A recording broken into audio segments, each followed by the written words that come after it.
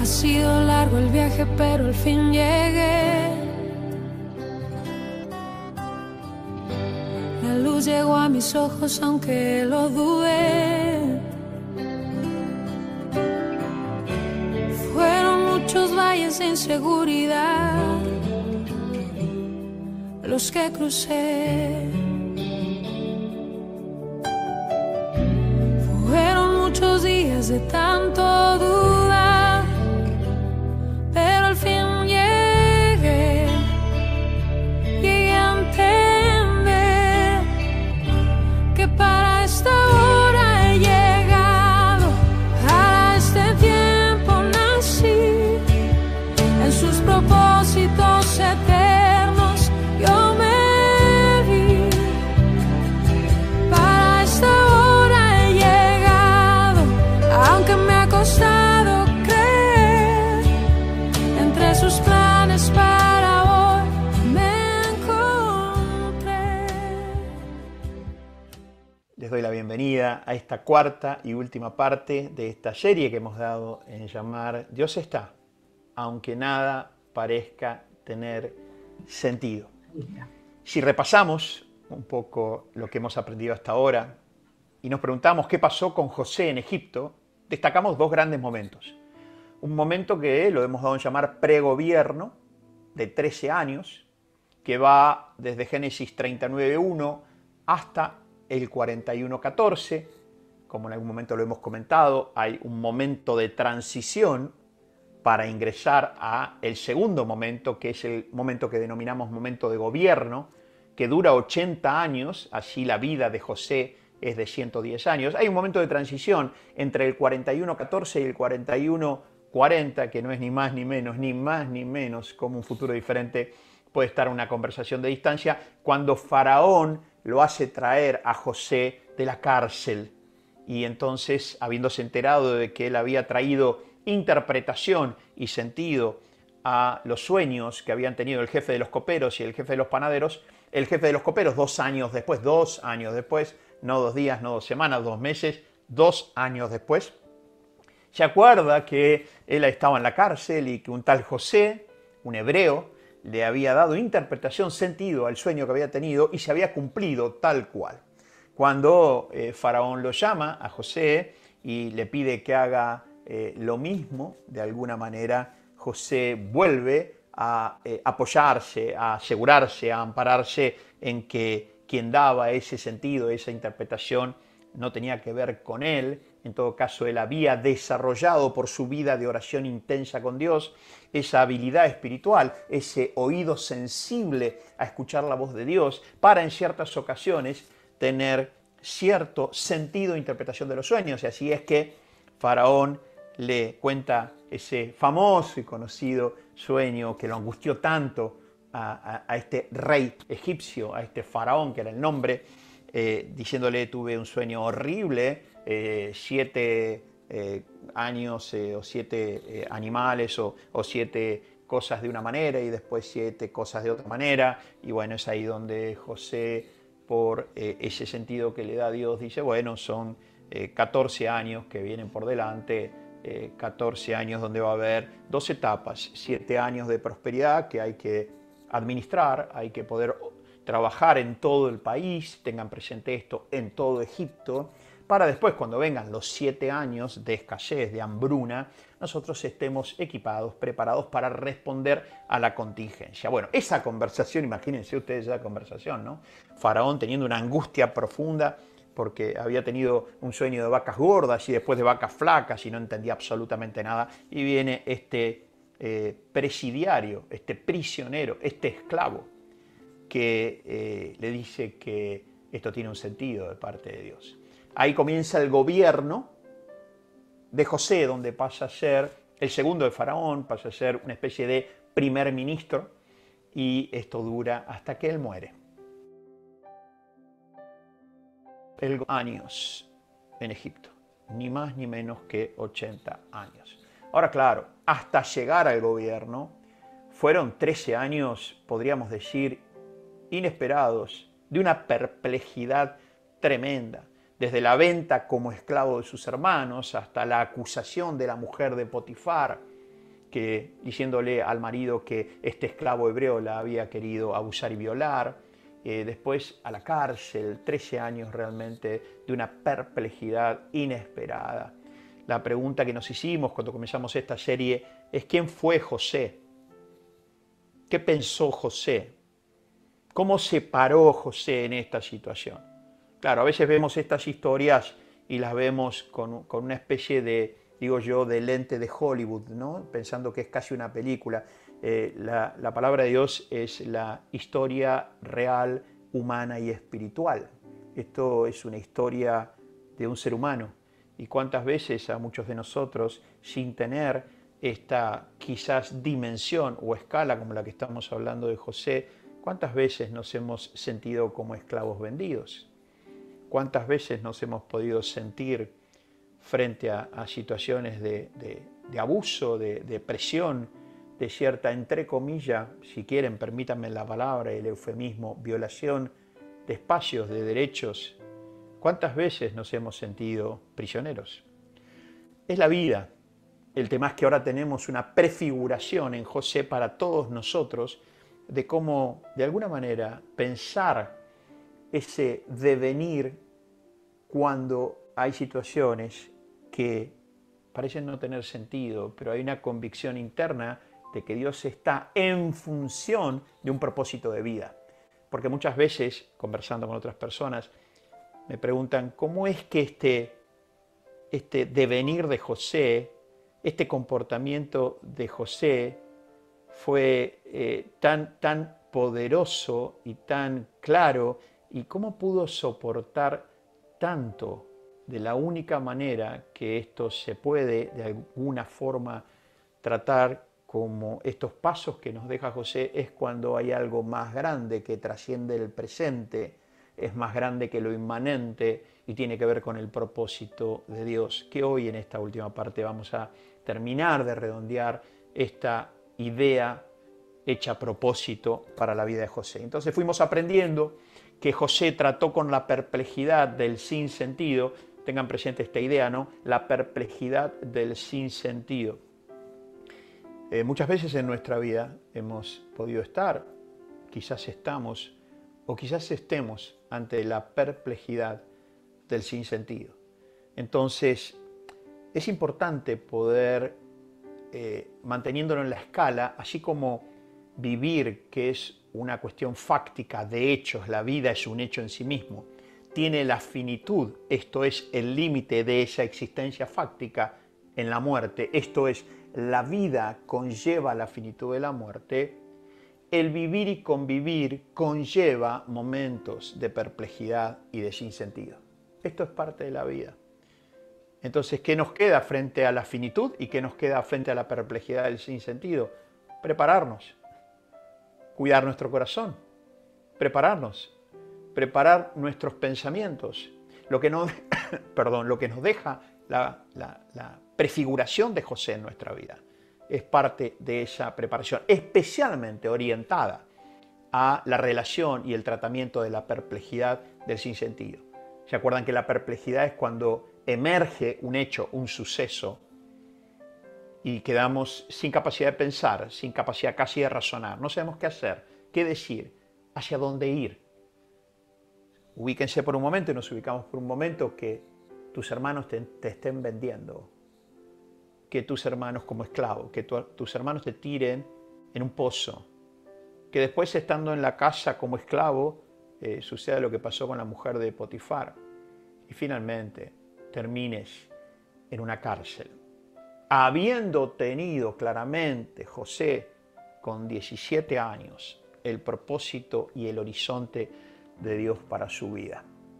En este pregobierno de 13 años, de los 17 a los 30, esto argumentado, documentado, visto en la palabra de Dios en Génesis 39, 1 al 41, 14, nosotros vimos que la preparación de José tuvo que ver con una búsqueda constante a Dios en oración. Tuvo que ver con, ante situaciones que manifestaban su perplejidad, su sinsentido, en situaciones donde empezaban a suceder cosas que parecían no tener sentido frente a ese sueño que Dios le había dado y que ya lo vamos a ver más adelante, donde Dios en 2 oportunidades le dice y le confirma, en 2 oportunidades Dios le confirma que iba a ser un hombre de liderazgo con gobierno y prosperidad en su gobierno. Y que parte de esa prosperidad y que parte de ese liderazgo y ese gobierno tenía que ver con el sol y la luna, que era su padre y su madre, y con sus hermanos, alrededor de este liderazgo. Entonces, imagínense ustedes, ¿no? Un muchacho que tuvo este propósito en su vida y empiezan a suceder cosas. Aprendimos, no demandó explicación, sino que buscó su voluntad. Eso que no demandó explicación no quiere decir desde ningún punto de vista, porque buscar su voluntad incluye buscar la comprensión espiritual de los acontecimientos. Como aprendimos en Dios hace mis pies como de siervas, en esa serie que pueden volver en algún momento a repasar, está el principio de sabiduría. Entonces, no demandar explicación y sí buscar la sabiduría de Dios son 2 cosas totalmente diferentes. Buscar la voluntad de Dios, su sabiduría, es diferente a demandar explicación. Cuando demandamos explicación, quedamos fuera de juego. Cuando buscamos la voluntad de Dios y su sabiduría, somos parte del juego. Somos parte del propósito de Dios. Tercer aspecto que vimos, se mantuvo sirviendo y permitiendo a Dios obrar en ese espacio de servicio. Dios necesita que nos mantengamos sirviendo para poder Él obrar. Y cuando decimos sirviendo, nos referimos ni más ni menos que a esta disposición en el área, en el aspecto social, en el dominio de interés que tengas en tu vida, de poder, como diría el apóstol Pablo recordando palabras del Señor Jesús, teniendo presente que más bienaventurado es dar que recibir. Entonces, cuando yo digo sirviendo, no me estoy refiriendo a un servicio puramente desde la cristiandad, desde el espacio eclesiástico o ministerial. Es hermoso poder tener momentos como estos, como lo que todos nosotros estamos teniendo, que a veces le compartimos a otro la palabra de Dios que hemos aprendido, el mensaje, ante una situación que nos llama un amigo, una amiga, y que le decimos, ¿te gustaría que oremos en este momento? Entonces, estás ahí en servicio y en disposición simplemente para poder ir juntos en oración por esa persona. Me estoy refiriendo a ese servicio aún en un trabajo en equipo donde empiezo a pensar más en los demás que en mí, lo cual no quiere decir que piense menos de mí, sino que entendiendo que nadie puede dar lo que no tiene, mucho menos lo que no es. Empiezo a construirme desde el servicio en ese lugar y en ese lugar permitirle a Dios obrar. No permitió habitar la amargura. Único tema que trabajamos en nuestra parte número 3. ¿Por qué? Porque necesitamos tomarnos el tiempo para pensar, reflexionar, como lo hicieron ustedes después viendo el video, tomando notas, repasando. No permitir que la amargura haga raíz. Y José, teniendo todas las causas, motivos y razones para amargarse, no lo permitió. Y ahora en esta última parte vamos a tomar unos minutos para poder contemplar los últimos 2 aspectos que vemos en la vida de José. Y el primero de ellos tiene que ver con este saber estar de José. Vieron que no solamente es saber y saber hacer, es saber estar. Es un saber ser, un saber estar en la vida que nos permite, en este saber estar en determinadas situaciones, todo lo que venimos trabajando hasta ahora tiene que ver con una especie de saber ser ante esas situaciones que parecen no tener sentido. Y ahora vamos a agregar un saber estar en espera. En otras palabras, voy a compartir con ustedes el aspecto que prefigura José en su comportamiento de saber esperar. En otras palabras, un estar de saber esperar. En la palabra de Dios nos podemos encontrar con un registro en Génesis 40, 23, que ustedes recordarán muy bien que en la cárcel José le hizo un pedido al jefe de los coperos. Le dijo, mira, vas a volver, Faraón te va a reconstituir en tu rol, vas a volver a ser el jefe de los coperos, entonces te pido por favor que cuando estés allá le menciones a Faraón sobre mi persona, sobre mi vida, sobre este favor que Dios ha hecho en tu vida. Te pido, por favor, que me recuerdes. Y bien humano, de una manera crudamente humana, el jefe de los coperos no se acordó de José. No solo que no se acordó, sino que le olvidó. O sea que hay un doble énfasis, ¿no? Una cosa es que yo no me acuerde de una situación y que yo busque casi olvidarlo, como diciendo, qué horrible tiempo el que pasé en la cárcel, me quiero olvidar de todo lo que pasó ahí. Y dentro de lo que pasó ahí estaba quien le había dado ese mensaje para que él fuera delante de Faraón con confianza. Quiero contarles que el jefe de los panaderos no tuvo la misma suerte. Entonces el jefe de los coperos sí fue restituido a su rol y se olvidó. Ahora, no vemos amargura alguna, no vemos amargura alguna en el corazón de José. Y sí vemos un saber estar en espera. Saber estar en espera hasta que llegara el momento de los tiempos de Dios. La agenda de Dios es una agenda especial para cada uno de nosotros. Quiero decírtelo de esta manera. Dios tiene una agenda para cada uno de nosotros. Dios tiene una agenda para vos, tiene una agenda para vos, tiene una agenda para vos, tuvo una agenda para José. Y José confió en la agenda de Dios para su vida, aun cuando el jefe de los coperos lo había olvidado.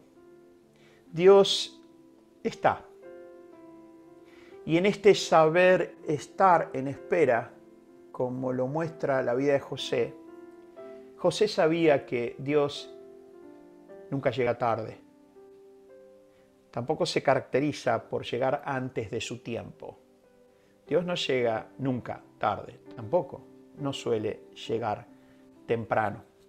Hay un momento, 13 años después, aproximadamente, 13 años después de que él llega a Egipto, hablando de agenda, él llega a Egipto con esclavo, y 13 años después de llegar, llega a los 17, en la agenda de Dios, en el tiempo de Dios, teniendo que haber pasado por la esclavitud, por la casa de Potifar, por la falsa acusación injusta, por mentiras, por ingratitudes, por cárceles, llega el momento de que la agenda de Dios se activa.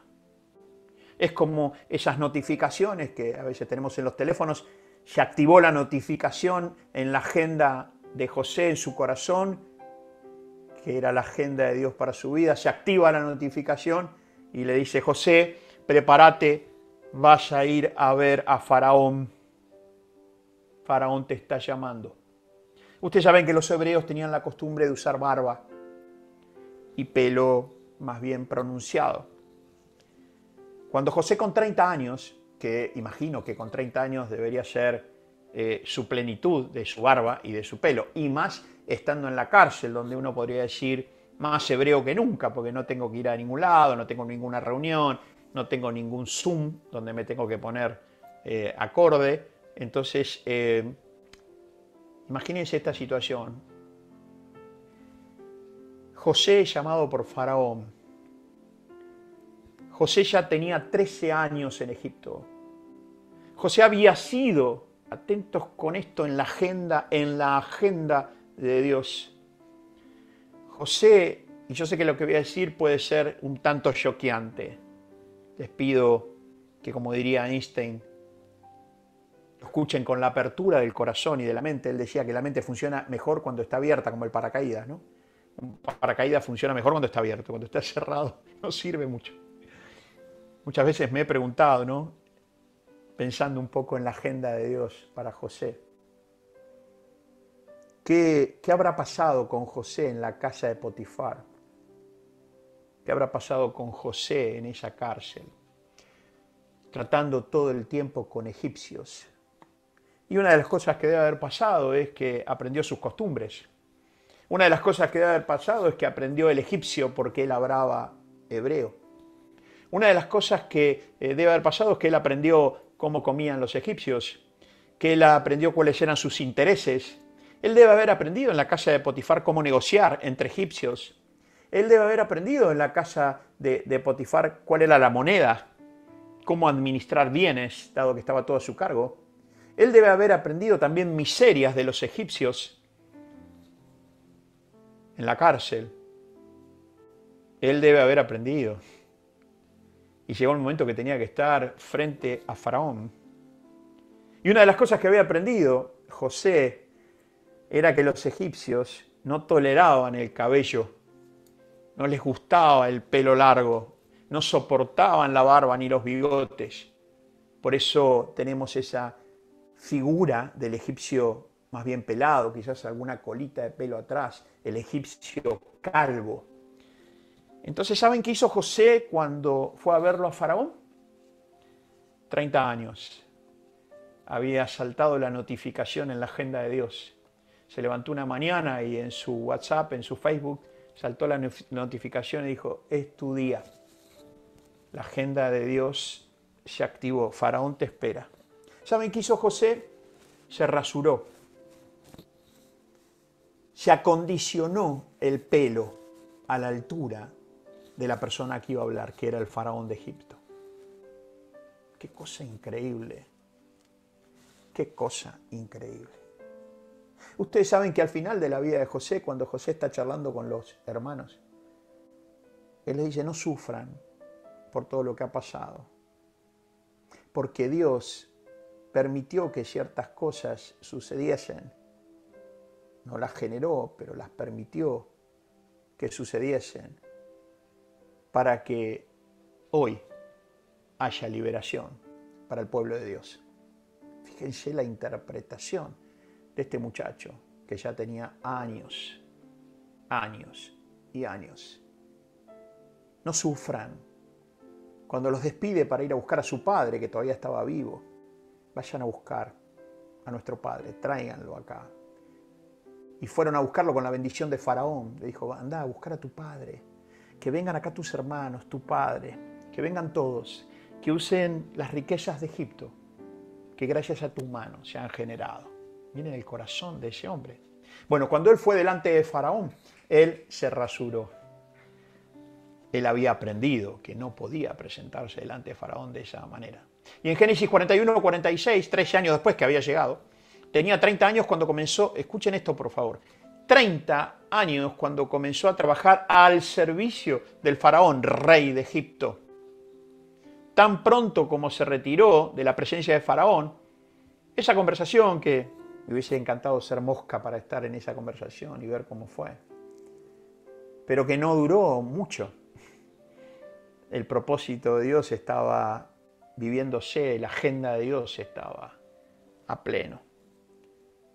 Entonces, cuando se retira de esa conversación, dice, tan pronto se retiró José de la presencia de Faraón, donde ya le había dicho que vienen 7 años de abundancia en toda la tierra de Egipto y 7 años de hambruna, de escasez, durísimos los años que van a venir.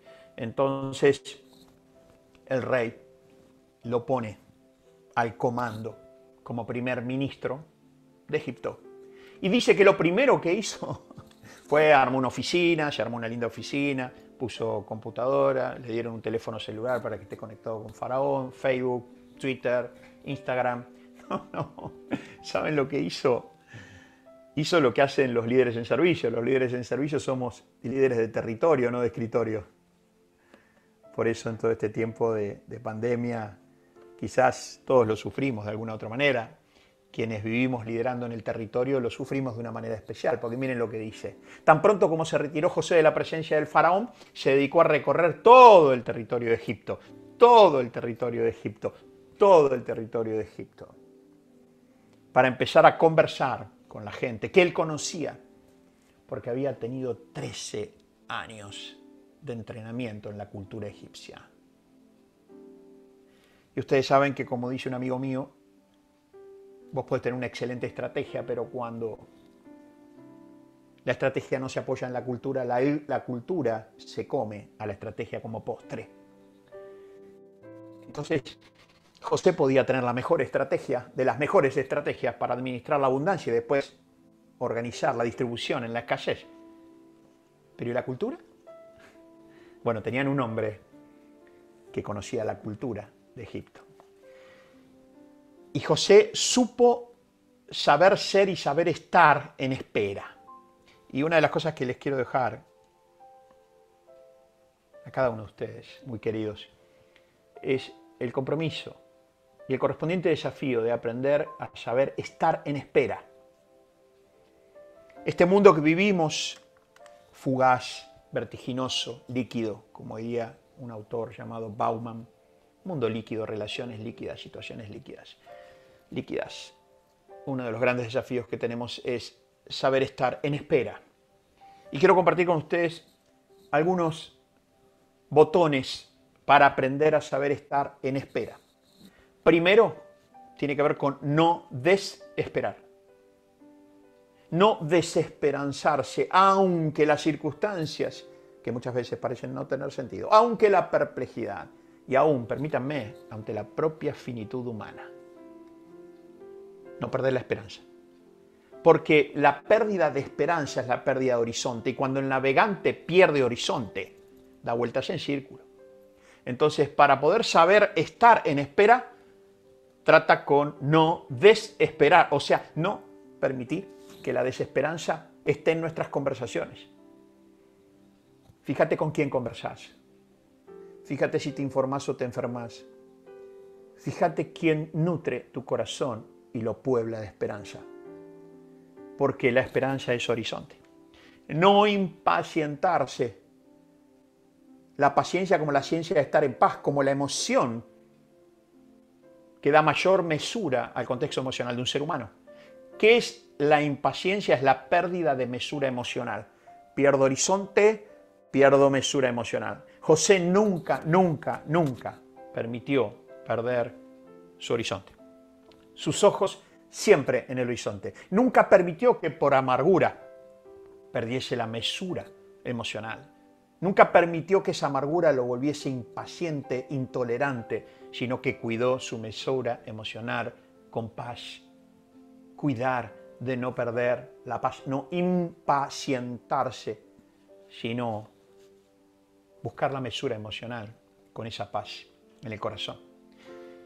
Y por último, primero el horizonte, segundo el trasfondo emocional, tercero la acción. Horizonte, emoción y acción, tres elementos claves en nuestro trato con aquellos momentos donde parece nada tener sentido, sabiendo que Dios está. Primero, cuido el horizonte. Segundo, cuido el trasfondo emocional. Tercero, cuido la acción para no pasar a la reacción. Porque lo tercero es no precipitarse. La precipitación es la pérdida de acción funcional al propósito, dado que es reemplazada por una reacción que es una reacción hecha con prisa, una reacción brusca y hasta muchas veces violenta. Cuando nos precipitamos en nuestras conversaciones, en nuestras decisiones, cuando nos precipitamos en nuestros puntos de vista, opiniones, juicios, cuando nos precipitamos, ocultamos la acción dado el propósito para traer en manifestación la reacción, dado la prisa, esa vertiginosidad, esa fugacidad que impone muchas veces la circunstancia. Entonces, este saber estar en espera, que es una de las cualidades más importantes, todas las que hemos compartido de José, pero esta vinculada, trabajando juntos con no permitir la raíz de amargura, y al no permitir la raíz de amargura, poder estar en espera, es una de las cosas, quizás, a mi juicio, más interesante para detenernos, prestarle atención. La palabra de Dios nos habla por muchísimos lados respecto a este estar en espera. Dice en el Salmo 37:5, encomienda a Jehová, ¿se acuerdan? Dios en relación con su creación, ese es el nombre que no han tocado de Dios. Encomienda a Jehová tu camino. Camino en la palabra de Dios es sinónimo de vida. Camino es sinónimo de vida. Encomienda a Jehová tu vida, tu camino y confía en Él. Confía en Él. Y Él hará. Esa es la promesa. Exhibirá tu justicia como la luz y tu derecho como el mediodía. Guarda silencio ante Jehová y espera en Él. Aprender a elogiar el silencio delante de Dios. Como lo hicimos hoy, ¿no? Al comienzo. Escuchamos una linda canción, apagamos todas las cámaras y elogiamos el silencio en nuestro corazón, escuchando una canción que nos acompañaba ese momento. Cuando tienen ustedes las canciones en el Spotify de Palabra y Vida y pueden ir seleccionando algunas canciones y tomarse su tiempo, elogien el silencio. Guarda silencio ante Jehová y espera en Él. No te alteres, no te precipites con motivo del que prospera en su camino. Por el hombre que hace maldades. ¿Cuántas veces no estamos hablando de las injusticias? De las situaciones que pasan que sabemos que son horripilantes. Que muchas cosas que pasan en nuestra socialización son innombrables. La palabra de Dios nos dice, no te alteres con motivo del que prospera en su camino por el hombre que hace maldades. Deja la ira. No está la justicia en nuestras manos. Y desecha el enojo. No te excites en manera alguna a hacer lo malo. Porque los malignos tendrán su destino, su fin. Los malignos construyen destrucción para sí mismos. Pero los que esperan en Jehová, ellos heredarán la tierra. Ellos heredarán la tierra. Y cuando dice que heredarán la tierra, tiene un doble sentido. Heredar en la tierra su propósito, aquello que Dios tiene para vos, para mí, más allá de un sentido trascendental, de que el final de la película es en la tierra, no en otro lugar. Alguna vez seguiremos hablando de eso. En este aprender a estar, este aprender a un estar en espera, Dios nos pide que nos humillemos. Es necesario a veces por nuestra historia que tenemos acerca de ciertas palabras en el ámbito religioso. Es importante que esta palabra, humillaos, tiene que ver con una ubicación de voluntades. La humillación no es esa noción del que se humilla porque se arrastra, se postra en sumisión porque hay alguien que tiene mayor jerarquía que el otro y entonces está sometido al que humilla. Es rara esta palabra, ¿no? Porque muchas veces le preguntamos a la persona y le decimos, ¿qué te pasa? Me siento humillado, esa persona me humilló. Fíjense la acción agresiva de humillación. Y sin embargo acá la palabra de Dios nos dice humillaos. La idea de de humillarse, esta idea de humillarse de parte de Dios es por elección propia alinear mi voluntad, mi corazón, mis deseos, mis intenciones al corazón de Dios. La idea de humillarse no es una idea de postración y sometimiento, es una idea de humildad. Esa idea de humildad que viene de la palabra humus, tierra, la tierra es humilde, deja que la lluvia llegue. Entonces, nosotros solamente nos podemos humillar si somos humildes. ¿Y qué es esto de humillarse? Nunca jamás Dios va a hacer algo en tu vida, dado su propósito, que te avergüence, que te someta, que te presione al punto tal de que pierdas tu identidad. Muy por el contrario. Entonces, esta humillaos es disponer nuestro corazón y buscar en nuestro corazón, su corazón, y alinearlo a su corazón. Cuando el Señor Jesús está en sus momentos finales y le dice, Padre, en mi voluntad, ¿es posible que pase de mí esta copa? 3 veces se lo pregunta. Y las 3 veces le dice Jesús, pero no se haga mi voluntad, sino la tuya. Yo te expreso mi humanidad en este momento. Ahora, Padre, no se haga mi voluntad, sino la tuya. Y dice la palabra de Dios que Dios le mandó un ángel para poder fortalecerlo. Probablemente un arcángel, un ángel mayor, un representante directo de Dios para poder fortalecerlo. Humillaos pues bajo la poderosa mano de Dios para que Él y solo Él os exalte cuando fuere tiempo. ¿Cuántas veces buscamos, no? Exaltarnos a nosotros mismos o que otro nos exalte. Y dice acá, bajo la poderosa mano de Dios para que Él os exalte cuando fuere tiempo, echando toda vuestra ansiedad sobre Él porque Él tiene cuidado de vosotros. Wow, si alguien debe haber sabido esto, debe haber sido José. José, volcando su corazón a Dios, sabiendo que cuando fuese el tiempo de Dios, en la agenda de Dios para su vida, se iban a disparar las notificaciones. Entonces todo lo que tenía él era que poder guardar su corazón en paz para poder saber estar, no precipitarse, cuidar el horizonte, estar en paz, sabiendo que Él tiene, porque Dios tiene cuidado de vosotros. Dice la palabra de Dios que Él, en su tiempo, exhibirá tu justicia como la luz y tu derecho como el mediodía. Es tremendo este pasaje de la palabra de Dios. Dios en su agenda para vos exhibirá en su tiempo tu justicia como la luz y tu derecho como el mediodía. No es casual que Dios use la luz del mediodía, porque es cuando el sol está en la mayor vertical, es cuando da su mayor plenitud. Ahora quiero contarte algo. Ni vos ni yo podemos controlar cuando el sol sale y cuando el sol se esconde. No lo podemos hacer. El sol sale y el sol se esconde. Y Dios, en su magnánimo poder y sabiduría, en su tiempo exhibirá tu justicia como la luz y la luz del sol al mediodía. Esta es la promesa de Dios. Por eso, de nuevo, miren esto. Humillaos pues bajo la poderosa mano de Dios, para que Él os exalte cuando fuere tiempo. Hay un tiempo de Dios. Hay un tiempo humano y hay un tiempo de Dios. Una de las cosas que hace que nosotros podamos estar ante la perplejidad de pie es sabiendo que hay un tiempo de Dios. Y para finalizar, este sexto aspecto que nos deja José en su prefiguración de una manera increíble, tiene que ver en que José, una de las cosas que nos muestra es que nunca dejó de soñar. Y entre comillas soñar, no me estoy refiriendo al sueño con los ojos cerrados, si bien es lo que a José le pasó y es parte de la vida. Pero entre comillas, tiene que ver con que muchos de nuestros sueños son con los ojos abiertos.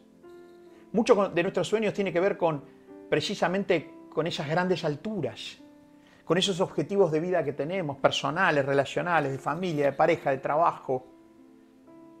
Una de las cosas que José nos muestra es que nunca jamás dejó de soñar y de vivir por sus sueños. Nunca jamás José dejó de vivir por sus sueños. José con 17 años había tenido 2 sueños que tenían básicamente 3 elementos: prosperidad, liderazgo y gobierno, que incluía a sus padres y a sus hermanos. Imagínense ustedes, con 17 años, soñar con prosperidad, con liderazgo y gobierno, y que tenía que ver con sus padres y sus hermanos. Él no llegó a entender el trasfondo y el para qué de este sueño de Dios para su vida, este propósito de Dios para su vida, que evidentemente tuvo que articular José con las aspiraciones profundas de ese joven.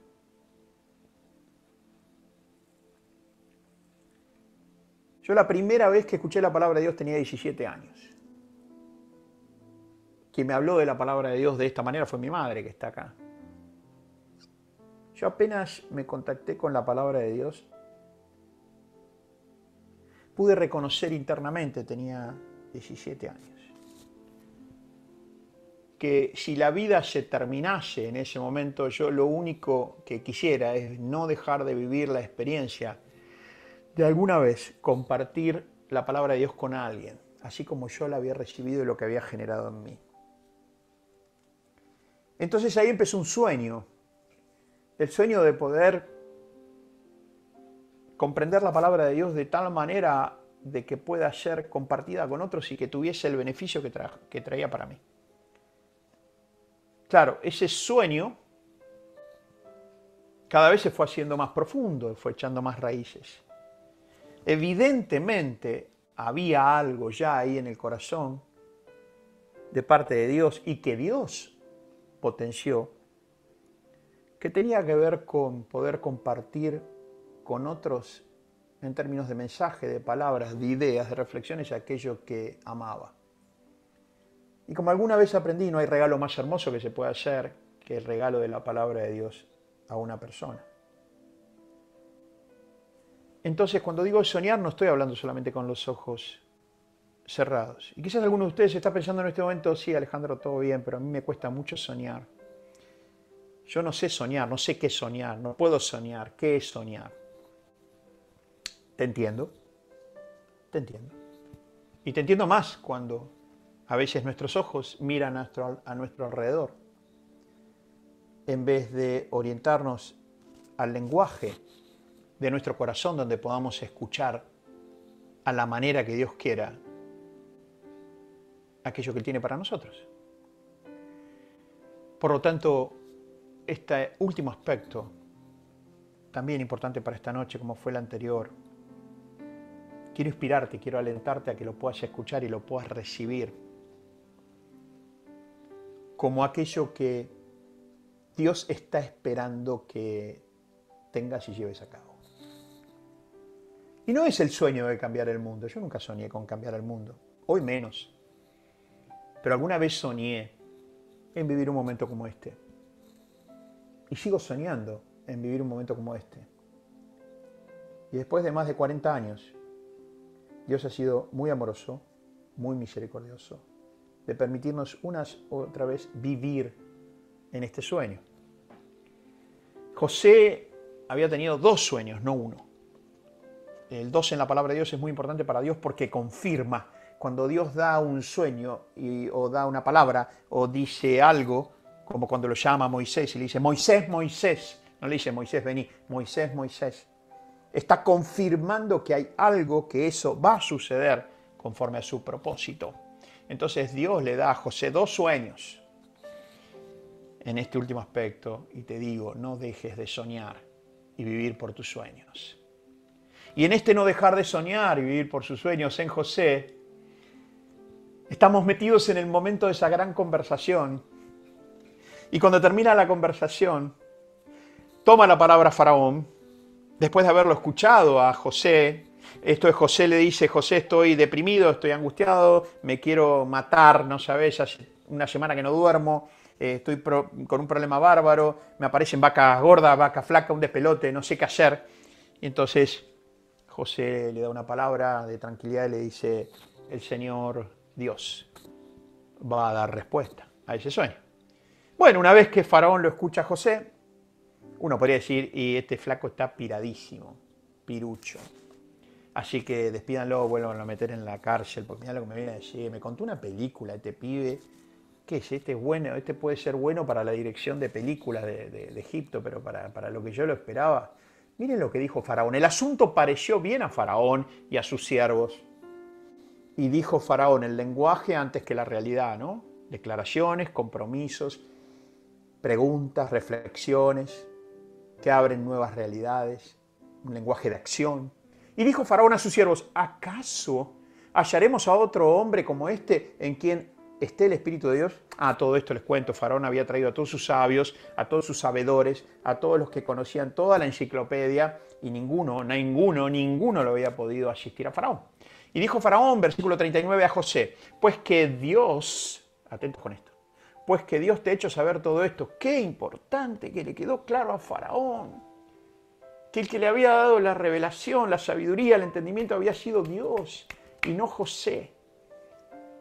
Pues que Dios te ha hecho saber todo esto, no hay entendido ni sabio como tú. Esto en correspondencia a todos los que habían desfilado antes por el reinado, por la corte, y ninguno lo había ayudado, de todos los sabios.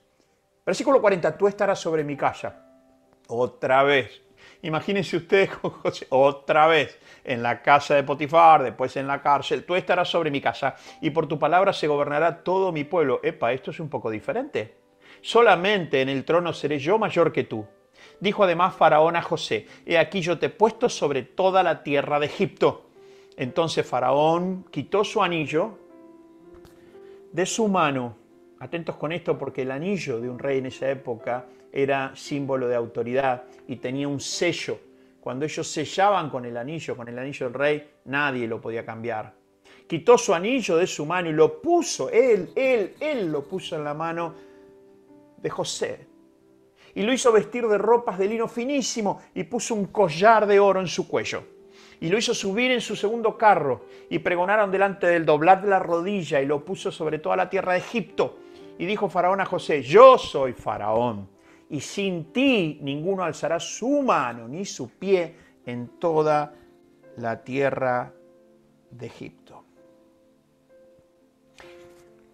Los sueños de Dios a José y la agenda de Dios a José y los tiempos de Dios en José se habían activado.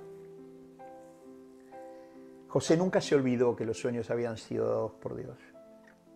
¿Alguien supo decir alguna vez, nunca jamás dudar en la oscuridad aquello que Dios te ha dado en la luz? Nunca jamás dudar en la oscuridad aquello que Dios te ha dado en la luz. En otras palabras, nunca jamás dudar que aquello que Dios te dio en momentos de luz en el entendimiento, de claridad, de escucha, nunca jamás dudar que aquello que Dios te ha dicho en tiempos de luz, cuando haya tiempos de oscuridad, cuando haya situaciones donde parece que nada tiene sentido. Quiero decirte, Dios no va a fallar. Dios no llega nunca tarde, tampoco temprano. José no permitió que sus sueños se disipen, así como es necesario que nosotros no permitamos que nuestros sueños se disipen. Qué interesante, porque José tenía una cadena y Faraón cambió esa cadena por una cadena de oro en su cuello. Él tenía ropa de prisionero y lo vistió con ropas de lino finísimo de la corte real. Lo vistió como primer ministro. José tenía manos de esclavo y ahora en su mano estaba el anillo de Faraón. José no podía salir de la cárcel y ahora era presentado en un segundo carruaje, el carruaje real. Imagínense ustedes a Potifar volviendo a su casa esa tarde, cenando con su esposa, y le dice algo así como, gorda, ¿sí? ¿Te acordás hace unos años que tuvimos un esclavo? Uy, tuvimos tantos esclavos, Potifar. Uno muy particular, de muy buen parecer, ¿te acuerdas? Muy bello, muy fiel, muy leal, muy noble. ¿Te refieres a José, el que quiso abusar de mí y me quiso violar? Sí, me refiero a José. ¡Ja! Me imagino que debe estar pudriéndose en la cárcel. No, te imaginas mal. Hoy es el segundo de Faraón.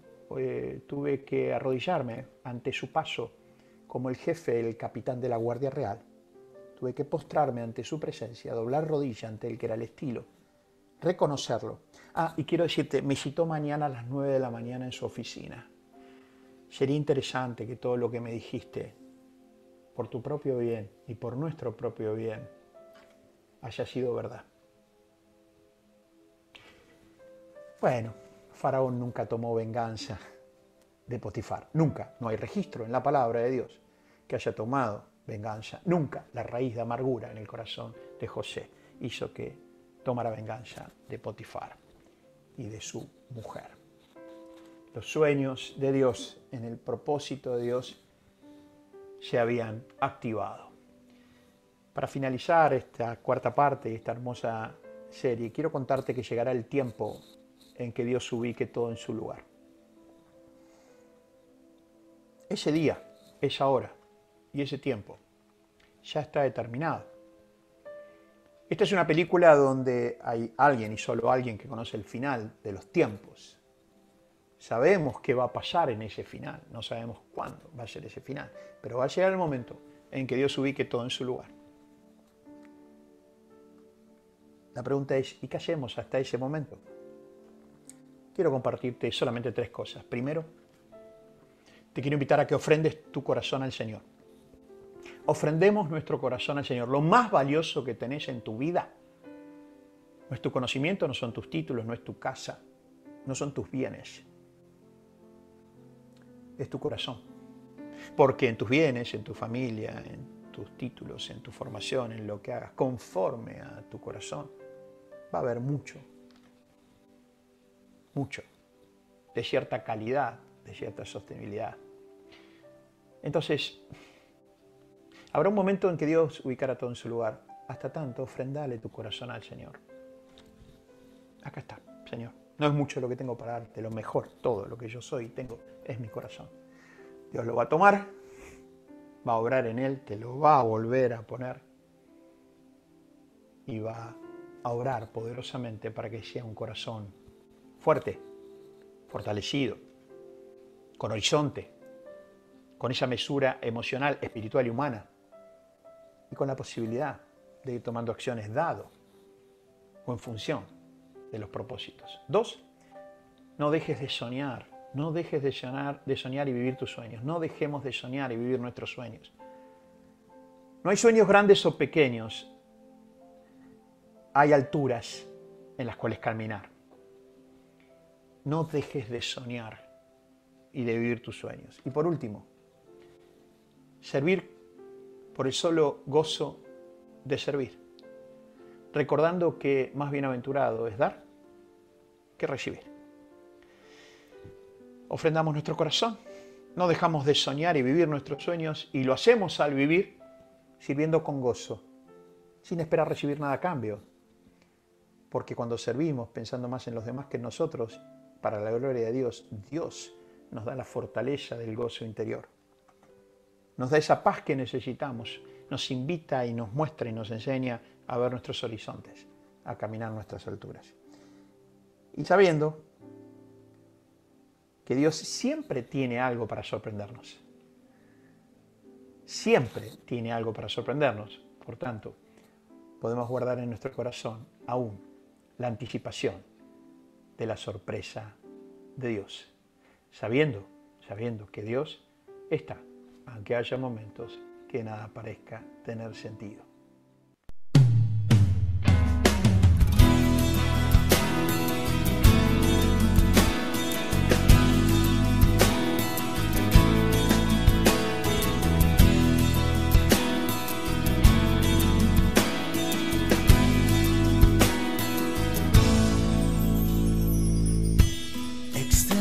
Tus manos para recibir lo que ha de venir. Escucha el llamado, que algo se acerca, lo puedes sentir. Una palabra arde fuerte en ti, desafiándote a ensanchar tu lugar, porque pronto crecerás, crecerás. Algo grande viene para ti. Has creído fielmente y vas a recibir la victoria que ha de venir. Nada te impedirá levantarte y volar más allá y tomar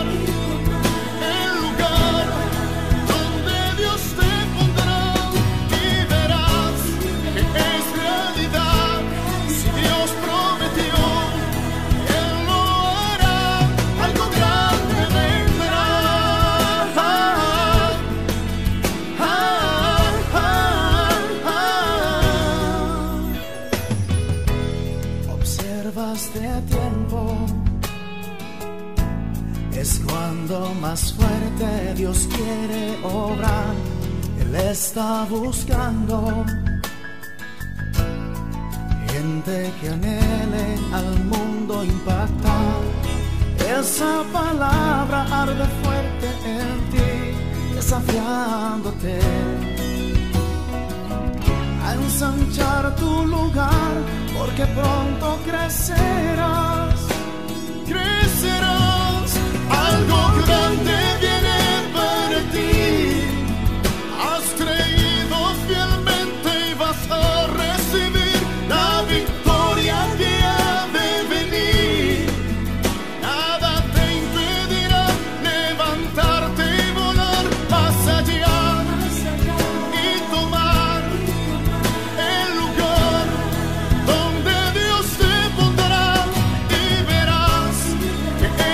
realidad. Si Dios